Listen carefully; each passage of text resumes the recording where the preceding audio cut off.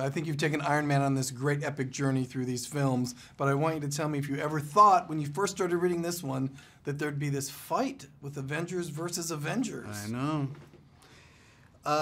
Well, I want to say, you know, I had it all mapped out in my head. I've been on the whole roller coaster, you know, for years and years now. It's just been great. I think we're going into our 10th year. I remember the comic book series Civil War, and I thought, man, if we could pull that off, that'd be swell. But I didn't, it was never really in the docket of like, this is a definitive gonna happen Marvel movie, so no. I think sometimes people take roles in like a Star Trek movie and then they're sitting in that makeup chair for 3 hours every morning. Yeah. Was there a time when you got to the set this time that you said, not the suit again, or is it fun to put it on? Well, what I realized is there is safety, fun, and relief in numbers because, for instance, I'm sure that Chris would tell you that he's in every shot of the movie practically. Now, I'm on the poster, but still, whenever you put the suit on and they've improved it over time, it is always that thing. But I thought rather than do that typical thing of really fortunate people complaining about their circumstances, I've come to love the suit. I think that's great. Yeah. It's the right attitude to have. I look at you putting on the suit or it goes on all over you. I just wonder if that brings the 9 or 10-year-old Robert out in you in those moments where it just is kind of cool. Do you see it through a kid's eyes? I do, and also, you know, now there's kids that are visiting the set for a bunch of different reasons. So, and back on the second Avengers, the Age of Ultron that we did before this, my son Exton was visiting the set, and he was going bananas for all the Hawkeye stuff, and you know, he's kind of over it now because he knows that Dad's deeply invested in it, so it's a little bit less, you know, numinous to him. I just like that the wonder is still there. Yeah. So we know you play a great Iron Man. What do you think makes Chris Evans a great Captain America? I really couldn't imagine anyone else in that role. And from the first outing, I think also it's probably the highest degree of difficulty of all the superheroes in the Marvel world to get right. And so I think there was just a certain confidence and humility you had to have going in.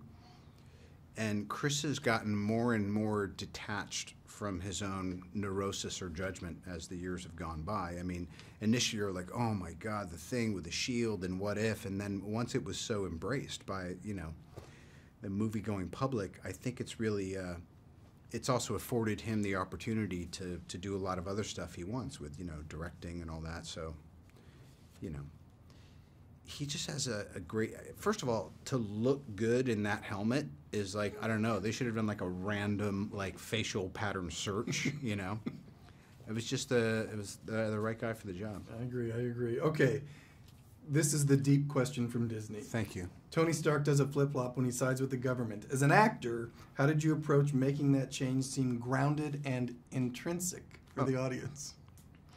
Well, it's funny, I was thinking a couple days ago in Iron Man 2, I'm saying that the government can't have the suit and it's my private property and all that stuff, and now I'm saying we got to sign it all over. But I think about it, I was just relating to it as it just being a function of age, like the things you're so determined and passionate about in your 30s and 40s, when you start looking at the back 9, you're like, or maybe I'm entirely wrong, you know, because you don't really have the time and energy to stay as rigid. And you say 30s and 40s, but this movie takes you back to when you were a teenager. I want that camera in my life every day. I know. That's great special effects. Right, but it's kind of like, it would be like some healthy hallucinogen wearing off, and then you're like, oh no, the real world again. Yeah, I don't even want to know how they did it. There is this spectacle and this grand scale of things, but there is this human conflict in the movie, and that's what I kept writing down in my notes, that it just seems so much more real than a lot of movies like this. So did you tell me about that human conflict and then the conflict you have to deal with Steve Rogers, which is pretty emotional in this film? Yeah. Well, again, I mean, there's so many people to credit. There's the way Jon Favreau set up just the first Iron Man movie, that it seemed like anything that's going to hinge off this world, we're going to pretend that somehow or other it could belong in this world. And then from the first Avengers film, Joss Whedon was, to his credit, and Marvel and Kevin and everybody they're like, all right, we just want to kind of feather this in and lightly insinuate that there's going to be trouble down the road. And so I think, the prologue to it has been really well executed, which to me is just a movie goer and someone who just loves movies and follows things and series and gets strung out on all this stuff, I just appreciate the care with which it's been executed. But then I guess too, like sometimes I have felt guilty about the jealousy or envy I've had for other people's relationships with the world, or just like that childish thing of why, and because Tony's dad Howard so felt that Steve Rogers was the definitive American. He was like a son to him. Mm-hmm. And then there's always, as usual, all this kind of dark tragedy around everything. So, it was in there. It was always in the comic books. And then I credit the Russos, the directors, for really being able to, again, keep it grounded. And once they took over the Captain America side of things, I felt like they were kind of pretty close to Favreau's original ideation of how things should be played. So you mentioned the Russos, and I think it would be difficult enough to work with one director, but you've got two minds working. Do they always work in sync? Do you love it? What's the difference? Well, first of all, usually, there's no good cop, bad cop. They're both really flexible in the way they work. So, but then there'd be certain things, like if I was doing the HUD work, where I'm like sitting with a camera 5 inches away from my face, and it's really just odd and uncomfortable. Usually Anthony would be the person to deal with that, because there's something just a little bit more receptive about him. But Joe would have done great too, and I just love watching a team work together. Sounds like you're saying two heads are better than one here. Yeah, it got me thinking every film should have at least two directors, because you can't get mad at everybody all at the same time. Yeah, well, look, there's times and parts of it where I'm sure, like in the arc of doing a character on a long-running series or whatever, the mind can start going, oh, what else is there or whatever. But it's just been such a great, it's been a great experience for me, and I'm super grateful. Okay, back to the list. All right.